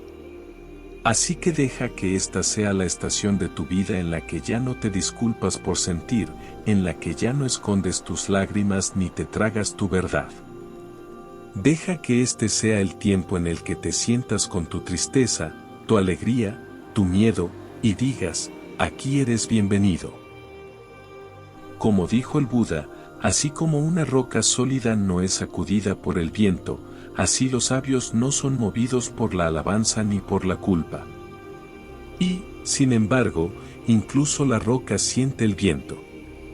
Que esa sea la fortaleza de tu alma, no en permanecer inmóvil, sino en mantenerte centrado dentro del movimiento. Porque la paz no significa que la tormenta nunca llegue. Significa que ya no te pierdes en la lluvia. Parte 8. Dinero, tiempo y las riquezas interiores. En algún punto del camino sinuoso de la vida, a muchos de nosotros se nos enseña, a menudo sin palabras, que el éxito significa acumulación. Una casa más grande, un auto más nuevo, un mejor vecindario, un fondo de retiro lo suficientemente grande como para acallar el miedo a la incertidumbre. Y no hay nada inherentemente malo en nada de eso. El problema comienza cuando equiparamos el valor neto con el valor personal, o cuando nuestra búsqueda de dinero empieza a consumir aquello mismo que se suponía debía proteger. Nuestro tiempo. Una vez tomé té con un abogado retirado llamado Charles. Había pasado 4 décadas subiendo la escalera de su carrera. Brillante, disciplinado, respetado. A los 70, su portafolio estaba lleno, pero su calendario estaba vacío. Sin pasatiempos, sin amigos cercanos, hijos distanciados. Miró hacia el jardín mientras permanecíamos en silencio y luego dijo en voz baja, pensé que estaba construyendo una vida. Resulta que estaba construyendo una fortaleza. Ese momento abrió algo en ambos. El Buda no estaba en contra de la riqueza. Él mismo enseñó a reyes y comerciantes y aceptó la generosidad de seguidores laicos que tenían recursos. Pero una y otra vez advirtió sobre el apego, no solo a las cosas, sino a la ilusión de que las cosas podrían protegernos de la impermanencia. El hombre sabio, comprendiendo que la riqueza es impermanente, la da generosamente y vive con un corazón libre de apego. El Dhammapada dice, ¿qué significa esto en nuestro tiempo? Significa preguntarnos, ¿tu riqueza te está dando más vida o te está costando vida? Porque muchas personas pasan sus años más saludables persiguiendo ingresos y luego usan esos ingresos para intentar comprar de vuelta el tiempo, la paz o la conexión que perdieron en el camino. Pero el tiempo no puede almacenarse. No puede rebobinarse. Y, a diferencia del dinero, nadie sabe cuánto le queda. Existe ahora un término poderoso llamado abundancia de tiempo, la sensación de tener suficiente tiempo para hacer las cosas que dan significado. Curiosamente, los estudios muestran que a medida que las personas se vuelven más ricas, la abundancia de tiempo a menudo disminuye. ¿Por qué? Porque a medida que crecen los ingresos, también crecen las responsabilidades, las expectativas y las demandas del estilo de vida. Cuanto más grande la casa, más que limpiar, cuanto más elegante el auto, más que asegurar. Cuantas más cosas poseemos, más debemos mantener, proteger y estresarnos por ellas. Un monje budista me dijo una vez, cada objeto que compras también compra una porción de tu atención. Ten cuidado con lo que adquieres con tu paz. También hay un hermoso cambio que ocurre cuando las personas comienzan a valorar las experiencias por encima de las posesiones. Un paseo al atardecer, un viaje para ver el océano, una cena tranquila con un amigo querido. Estas cosas no se deprecian. Envejecen bien, se vuelven más dulces en la memoria y, a menudo, cuestan menos de lo que imaginamos. Una anciana que conocí tenía un hábito encantador. Cada mes, en lugar de comprarse algo nuevo, usaba ese dinero para crear un pequeño momento de alegría para alguien más. Un almuerzo sorpresa para su hija, flores dejadas en el porche de una vecina, una donación a un banco de alimentos local que, decía ella, me hace sentir más rica que cualquier cosa en mi closet. Esto no se trata de culpa. Se trata de libertad. La verdadera riqueza, en el pensamiento budista, no se mide en dólares, sino en amplitud interior. La capacidad de sentarte en tu hogar, respirar profundamente y saber que nada te posee. La capacidad de decir no a lo que drena tu fuerza vital y sí a lo que nutre tu alma. Y quizá la enseñanza más poderosa sobre la riqueza que ofreció el Buda fue, vive con lo suficiente, comparte el resto. No como sacrificio, sino como liberación. Porque cuando aflojamos nuestro agarre al dinero, descubrimos cuán firmemente el dinero nos estaba agarrando a nosotros. Así que pregúntate con suavidad, ¿qué es suficiente para mí, de verdad? ¿Qué haría con más tiempo, incluso si tuviera menos ingresos? ¿En qué parte de mi vida he confundido estar ocupado con ser rico? Porque quizá no puedas comprar más años, pero sí puedes descubrir más vida dentro de los años que ya tienes. Y cuando mires atrás, probablemente no será el tamaño de tu cuenta bancaria lo que recuerdes. Será cuán libremente diste, cuán profundamente viviste y cuán ricamente amaste. Con ambas manos abiertas. Parte 9. Expresión creativa en los años posteriores. Hay un milagro silencioso que a menudo pasa desapercibido en los capítulos finales de la vida. Un suave resurgir de la creatividad. No la que nace de la ambición o los plazos, sino algo más blando, más antiguo, más sagrado. Un deseo de expresar, no de impresionar, un anhelo de dar forma a la belleza desde la quietud. Y, sin embargo, muchas personas después de los 60 se han convencido de que esa chispa creativa pertenece a alguien más, de que pintar es para los jóvenes, que la música es para profesionales, que escribir es para autores. Pero la verdad, dicha con suavidad por el propio tiempo, es que la creatividad pertenece a cualquiera que aún respire. Una vez conocí a una cartero jubilada llamada Marta, que había criado a 4 hijos y pasado la mayor parte de su vida adulta despertándose antes del amanecer para trabajar largas y honestas jornadas. A los 71, recién enviudada y viviendo sola, comenzó a pintar sobre pedazos de cartón que encontraba detrás del supermercado. Al principio, dijo, solo era algo para mantener las manos ocupadas. Pero pronto las paredes de su garaje se llenaron de color. Atardeceres, colinas, aves en pleno vuelo. Una vez le pregunté, ¿siempre te gustó pintar?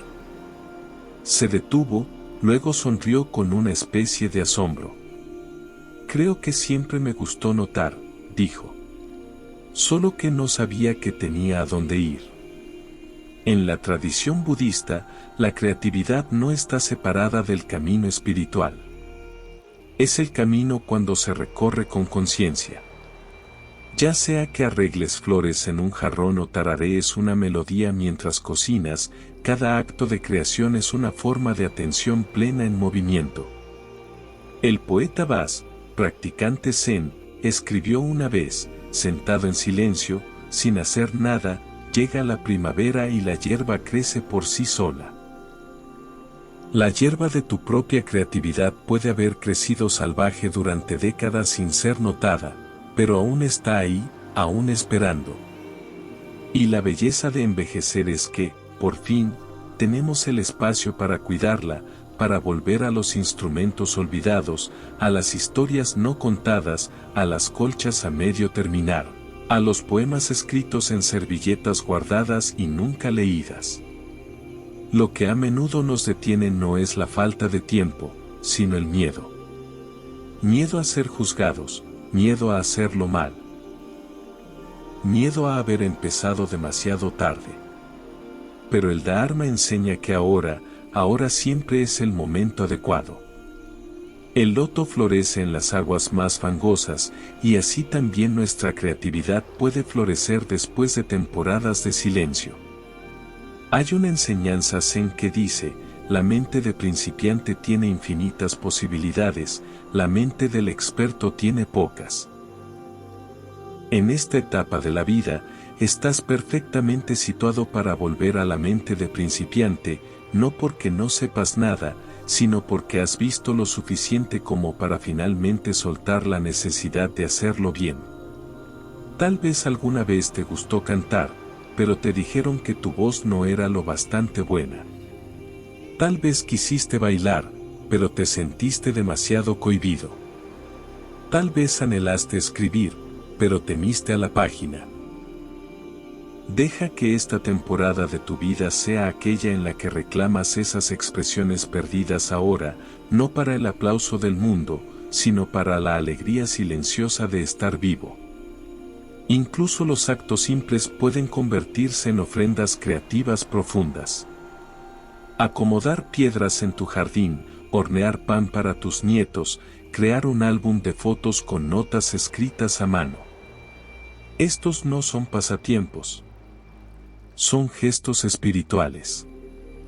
Le dicen a la vida, todavía estoy aquí, y todavía tengo algo hermoso que dar. Y si la inspiración no llega de inmediato, está bien. La creatividad a menudo comienza como un grifo oxidado.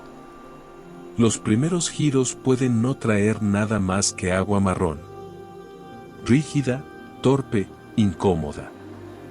Pero si te quedas ahí, sigues girando la llave, la claridad fluye. No dejes que la perfección te robe la alegría. Alegría. Como dijo una vez un maestro budista, los cuencos más hermosos son los que tienen grietas. Dejan pasar la luz. No eres demasiado viejo. No llegas demasiado tarde. Simplemente estás en una estación más madura, con raíces más profundas y pétalos más suaves. Así que pinta, escribe, tararea, cose.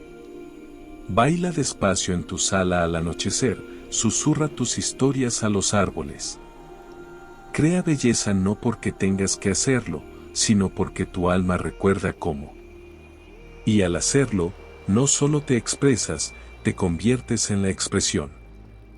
Un poema silencioso caminando, una pincelada viva, una canción sostenida con ternura en el corazón del tiempo. Parte 10. Energía y vida consciente. Hay algo que se vuelve más precioso que el tiempo a medida que envejecemos. La energía. No solo la fuerza física, sino ese tipo de energía tranquila y sostenida que nos permite estar presentes, sentir profundamente, encontrarnos con cada día no con urgencia, sino con una atención firme y espaciosa. Porque incluso con tiempo en abundancia, después de que los hijos han crecido y el trabajo ha terminado, el calendario está mayormente despejado.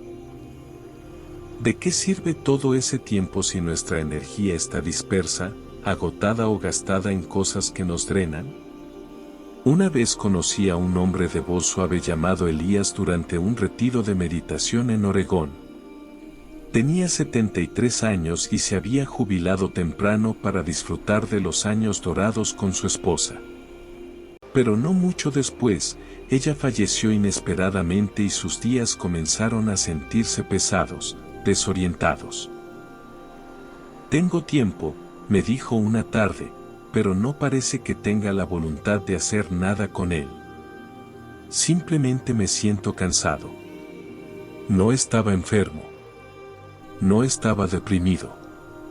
Simplemente estaba exhausto tras años de ponerse a sí mismo en último lugar, de dar y hacer sin nunca pausar para volver a llenar el pozo. El Buda enseñó que el esfuerzo correcto es uno de los aspectos centrales del noble octuple sendero. Pero el esfuerzo aquí no significa forzarse. Significa usar la energía con sabiduría, dirigirla hacia aquello que nutre, eleva y libera el corazón. Como un jardinero eligiendo dónde regar. No se trata de hacer más. Se trata de cuidar lo que importa. Una de las verdades más pasadas por alto en Occidente es que el descanso no es pereza. Es una práctica sagrada, una forma de amor. El cuerpo, como la tierra, requiere estaciones de quietud, así como los campos deben quedar en barbecho antes de volver a florecer. Nosotros también necesitamos tiempo para simplemente ser. Pero la vida moderna nos ha entrenado de otro modo. Incluso en la jubilación, el hábito de hacer de más persiste. Muchos se sienten culpables si no son productivos, como si el descanso tuviera que ganarse. Pero el Dharma dice lo contrario. Así como una vela no puede arder sin fuego, las personas no pueden vivir sin una vida espiritual, dijo el Buda. ¿Y qué alimenta esa vida espiritual? No el movimiento constante, sino la claridad, la suavidad, la presencia. Prueba esta pequeña práctica. Antes de comenzar cualquier tarea, ya sea preparar el desayuno o llamar a un amigo, haz una pausa por un momento y pregúntate, ¿esto me da vida o me la quita? Observa la respuesta de tu cuerpo. La sentirás si escuchas. Algunas cosas nos energizan silenciosamente, como leer, caminar bajo los árboles o reír con alguien querido. Otras nos desgastan, como demasiadas noticias, conversaciones tóxicas o la multitarea constante. Observa también tus ritmos diarios. Las mañanas suelen ser cuando la claridad es más fuerte. Sin embargo, muchas personas gastan sus mañanas tomando decisiones que las drenan. ¿Qué ponerse, qué cocinar, qué limpiar? Estas pequeñas elecciones van erosionando nuestra atención. Por eso los monjes usan las mismas túnicas todos los días. No por austeridad, sino para preservar la energía para lo que más importa. Esta es la sabiduría de la simplicidad decisiva. Usa lo que sea cómodo. Come lo que nutra. Haz espacio para lo que realmente eleva tu espíritu. Y luego está la idea de la incompetencia estratégica, una enseñanza lúdica y contraintuitiva. Significa elegir ser malo en las cosas que no sirven a tu camino, para que otros dejen de pedirte que las hagas. No necesitas ser bueno en todo. No necesitas decir sí a cada solicitud. Proteger tu energía no es egoísta. Es una custodia sagrada. También hay un gran poder en la recuperación consciente. Una siesta corta, una taza de té bebida lentamente, incluso 5 minutos sentado junto a la ventana, observando cómo cambia la luz en la pared. Estas no son lujos. Son formas de regresar a ti mismo. Un monje con el que estudié en Tailandia dijo una vez, la meditación no se trata de quedarse quieto. Se trata de regresar al lugar donde dejaste de escuchar. Puedes meditar mientras doblas la ropa, mientras barres, mientras bebes sopa caliente. La clave es la presencia, no la perfección. Así que pregúntate con suavidad, ¿qué me devuelve a mí mismo? Y comienza ahí. Porque una vida plena no se mide por cuánto hicimos, sino por cuán vivos nos sentimos mientras lo hacíamos. Deja que tu energía se gaste en la bondad. Deja que tu fuerza se reserve para el amor y deja que el resto caiga como hojas de otoño, haciendo espacio para la primavera. Parte 11. Comunidad y pertenencia silenciosa. Hay una soledad que es ruidosa, la que resuena en habitaciones vacías, en cumpleaños olvidados, en llamadas sin respuesta. Pero luego hay otro tipo, la soledad silenciosa, la que llega incluso cuando estás rodeado de otros. No habla mucho, simplemente se sienta contigo a la mesa. Permanece en la pausa después de que dices, estoy bien. Y a medida que envejecemos, esa forma de soledad puede convertirse en una visitante familiar. Pero aquí está la cuestión. Nunca estuvimos destinados a recorrer este camino solos. Incluso el Buda, después de alcanzar la iluminación bajo el árbol Bodhi, no se retiró al silencio para siempre. Caminó. Habló. Reunió una sangha, una comunidad de monjes, monjas y laicos, no para que lo adoraran, sino para apoyarse mutuamente en el camino hacia la liberación. Una vez visité un pequeño centro budista en Vermont, escondido entre altos pinos y lagos quietos. El templo no era grande, y tampoco lo era el grupo, solo un puñado de ancianos sentados en sillas plegables bebiendo té después de la meditación. No había túnicas ni cánticos ese día, solo risas suaves, conversaciones tranquilas y la belleza silenciosa de la pertenencia. Una mujer, Ruth, me dijo con una sonrisa, no vengo aquí por las enseñanzas. No realmente. Vengo porque alguien recuerda mi nombre. Esa frase sencilla me golpeó como una campana. Porque la comunidad no se trata solo de proximidad. Se trata de ser visto. Se trata de saber que alguien nota cuando no estás, que alguien recuerda tu té favorito, que alguien pregunta cómo va sanando tu cadera, no por cortesía, sino porque realmente le importa. En la tradición budista, la Sangha se considera una de las tres joyas, junto al Buda y el Dharma. Así de sagrada es la comunidad, dijo una vez el Buda. La amistad admirable, la compañía admirable, la camaradería admirable es en realidad la totalidad de la vida santa.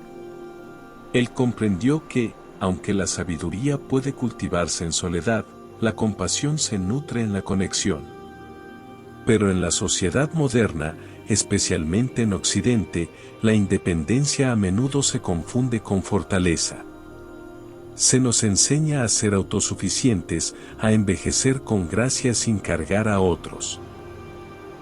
Y así, muchas personas sufren en silencio, sintiendo que pedir compañía es de algún modo una debilidad o, peor aún, una molestia.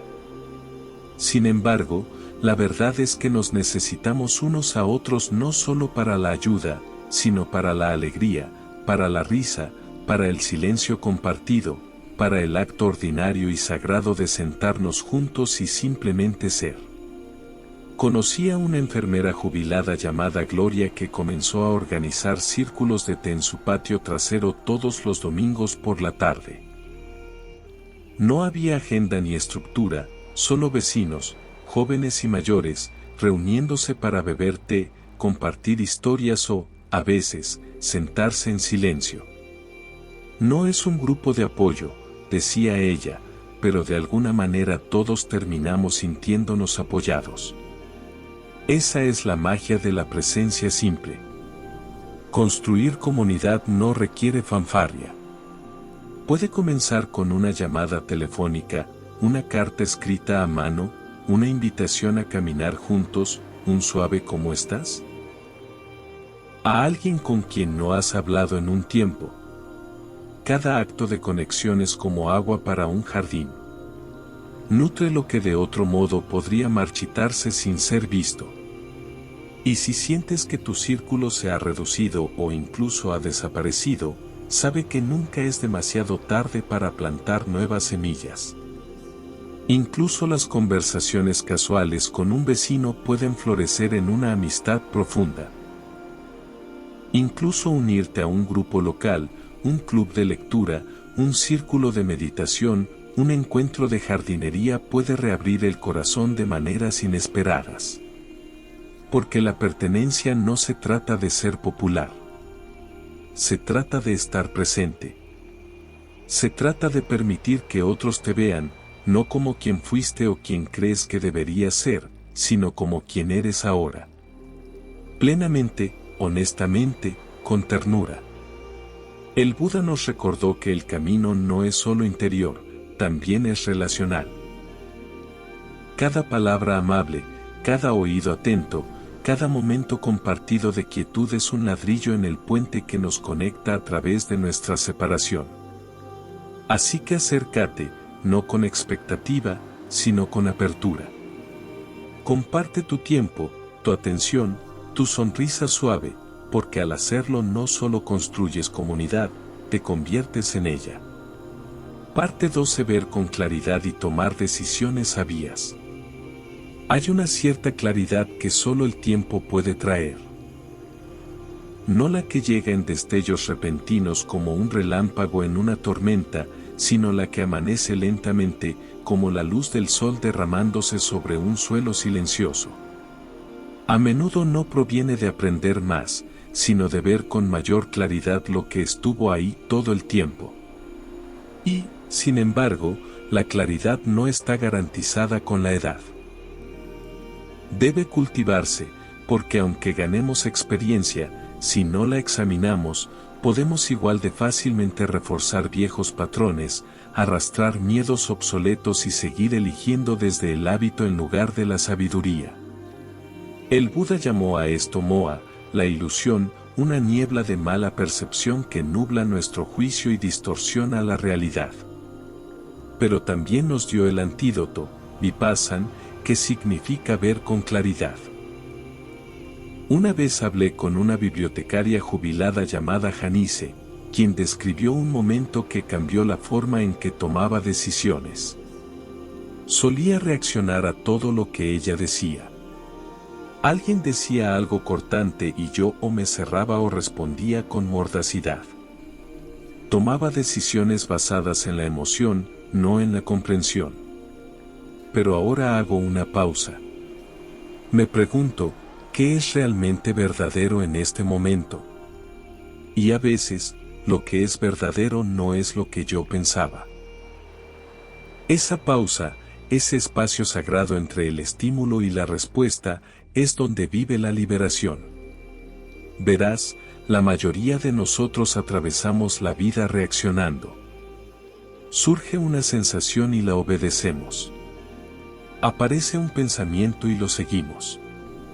Pero el Buda enseñó que nuestro sufrimiento a menudo no nace de lo que nos sucede, sino de nuestras reacciones no examinadas.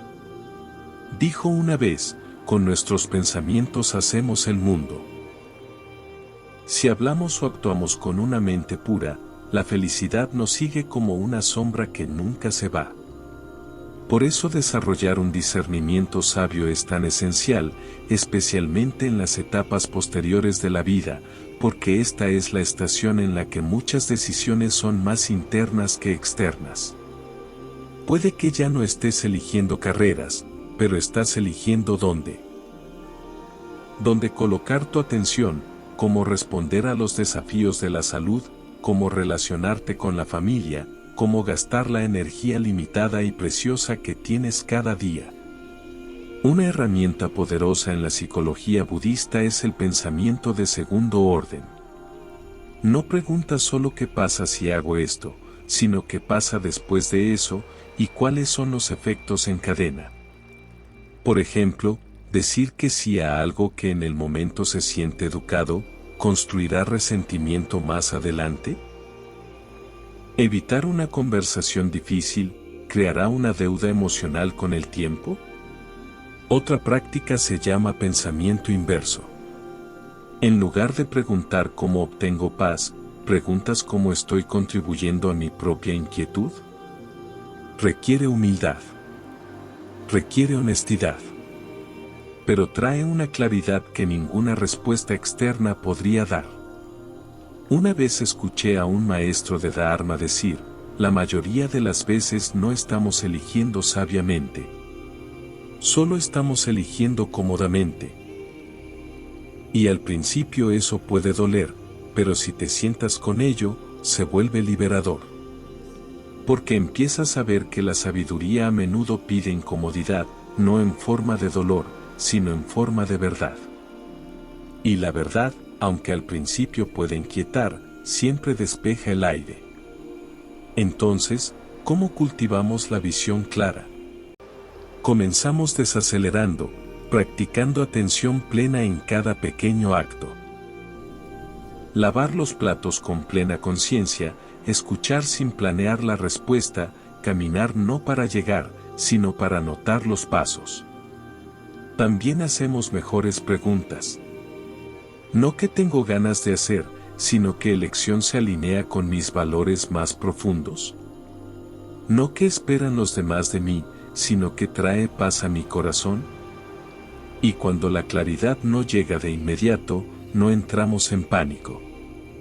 Esperamos. Respiramos.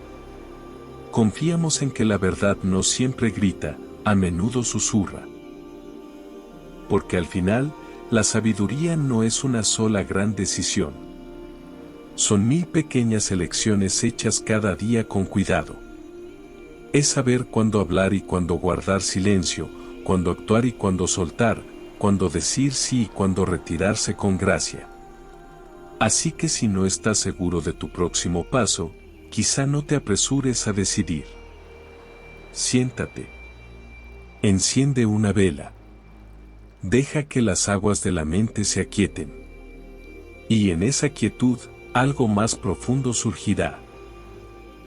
No desde el miedo, no desde el ego, sino desde el conocimiento silencioso que vive dentro de ti como una lámpara intacta por el viento. Eso es prajna. Eso es sabiduría. Parte 13. Diseñar una vida de paz interior. Llega un punto en la vida en el que dejamos de intentar descifrarlo todo y empezamos a escuchar. No al ruido del mundo ni a las opiniones de los demás, sino a la sabiduría silenciosa interior, la voz que no grita, pero zumba bajo nuestros pensamientos ocupados, siempre esperando ser oída. Para muchos, ese cambio ocurre después de los 60, cuando el esfuerzo se suaviza, cuando los roles a los que antes nos aferrábamos, padre, trabajador, cuidador, comienzan a caer.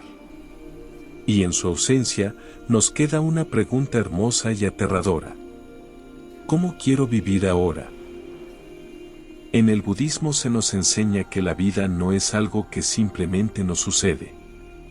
Es algo que co-creamos momento a momento, respiración a respiración, a través de las elecciones que hacemos y las intenciones que llevamos. El Buda llamó a esto Bhavana, el cultivo de la mente, la forma de nuestro mundo interior. Y desde ese mundo interior, nuestra vida exterior florece de manera natural. Una vez conocí a un hombre llamado Thomas, un bombero jubilado que pasó su juventud corriendo hacia edificios en llamas.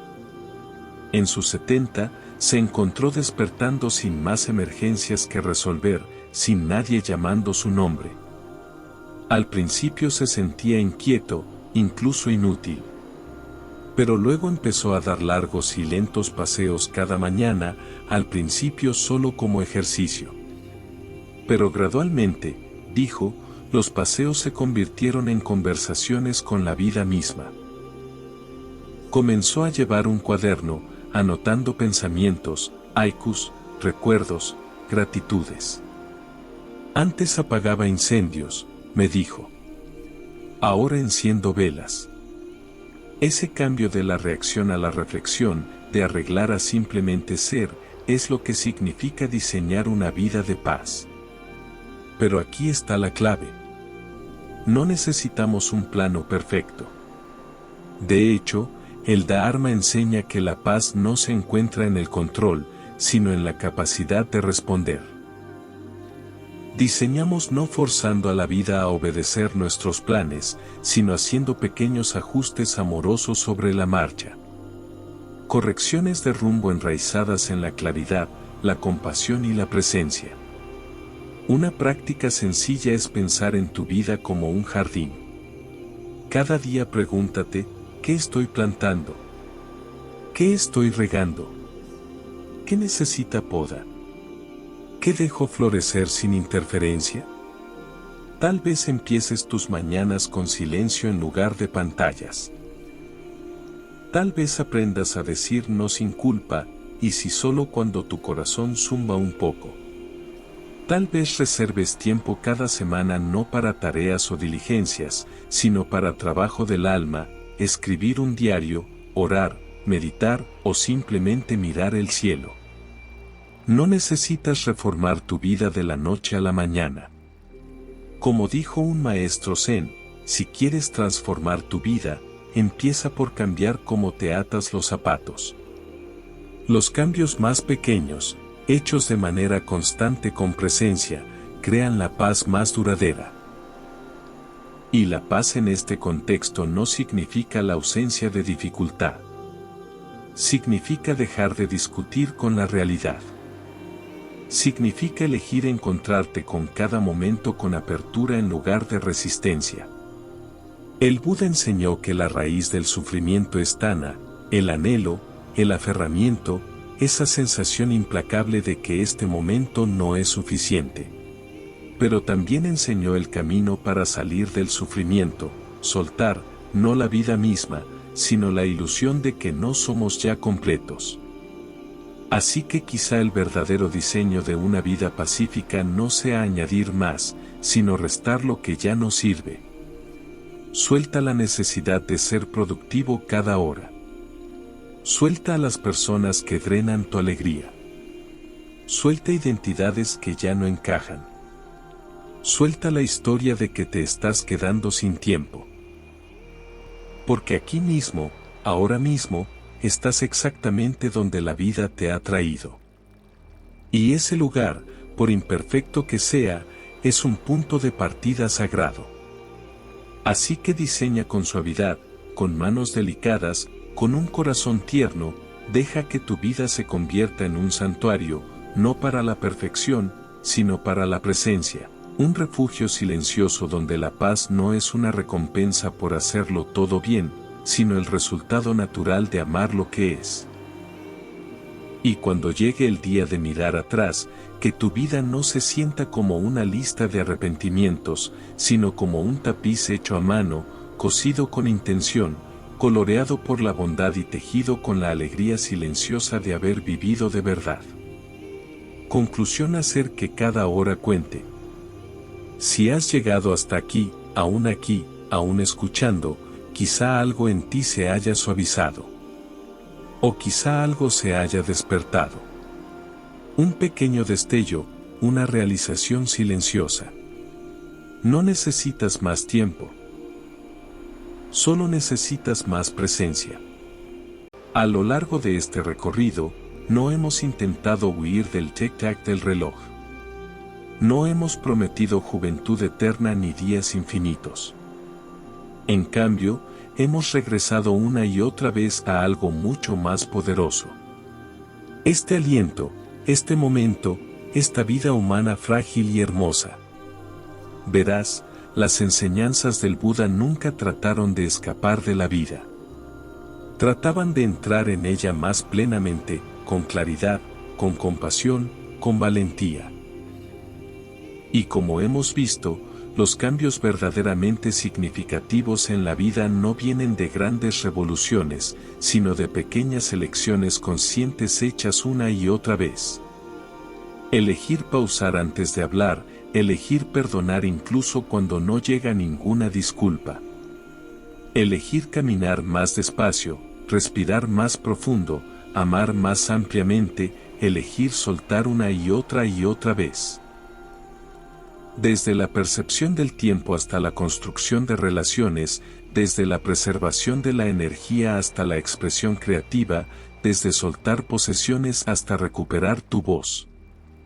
Cada principio que hemos explorado trata, en realidad, de lo mismo.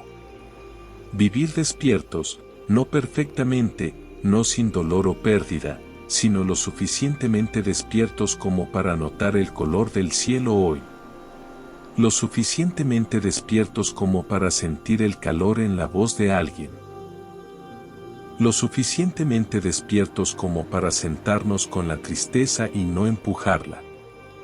Lo suficientemente despiertos como para sentir alegría sin necesitar una razón. El Buda una vez recordó a sus discípulos que un momento de conciencia pura es más precioso que 100 años vividos en el olvido. Así que si te preguntas por dónde empezar, la respuesta es simple. Aquí. Y si te preguntas cuándo, la respuesta es ahora. Porque tu vida no está detrás de ti. Tu vida no está esperando a que llegue alguna versión mejor de ti. Tu vida ya está aquí, desplegándose, llamándote, ofreciéndose, momento a momento. Tal vez hoy todo lo que hagas sea sentarte 5 minutos con una taza de té y notar cómo calienta tus manos. Tal vez te comuniques con alguien con quien no has hablado en años. Tal vez digas, te perdono. O tal vez te lo digas a ti mismo. Tal vez hoy simplemente mires por la ventana y susurres un gracias silencioso por el aliento, por el cuerpo, por una oportunidad más de comenzar de nuevo. Porque eso es todo lo que realmente necesitamos. No más tiempo, sino más presencia dentro del tiempo que tenemos. Así que al llegar al final de esta reflexión, te invito, con suavidad, sin urgencia, a elegir solo una idea de todo lo que hemos compartido. Solo una. Déjala sentarse a tu lado como una amiga. Deja que eche raíces en tu día. Deja que se convierta en parte de cómo te mueves por este mundo con menos miedo, más gracia y un corazón que sabe lo que realmente importa. Nunca estuviste destinado a correr por la vida. Estuviste destinado a vivirla despacio, con sinceridad, con profundidad. Y sin importar tu edad, tu pasado o tus arrepentimientos, nunca es demasiado tarde para empezar de nuevo. Porque la vida, en su esencia, no se mide por cuántos años vivimos, sino por cuántos momentos estamos verdaderamente despiertos. Y el mejor momento para despertar siempre es ahora. Y si hoy algo dentro de ti hizo clic, si sentiste que ahora comprendes mejor tu historia, tus emociones, tu forma de ver la vida, entonces este video ya cumplió su propósito. Pero aún hay algo más que puedes hacer. Compartir esta sabiduría. Porque así como este mensaje te tocó a ti, puede tocar a alguien más. Alguien que se siente perdido. Alguien que necesita recordar quién es. Alguien que ha olvidado su propia luz. Comparte este video con esa persona. Déjame un comentario contándome qué parte te hizo llorar. ¿Qué frase te cambió algo por dentro? Quiero leerte. Quiero saber hasta dónde llegó este mensaje.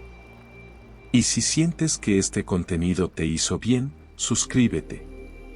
Este canal no es solo un canal. Es un espacio de almas despiertas. De buscadores. De personas que están listas para mirar hacia adentro y vivir desde un lugar más auténtico. Así que, respira profundo. Agradece. Y sigue hacia adelante. Namaste.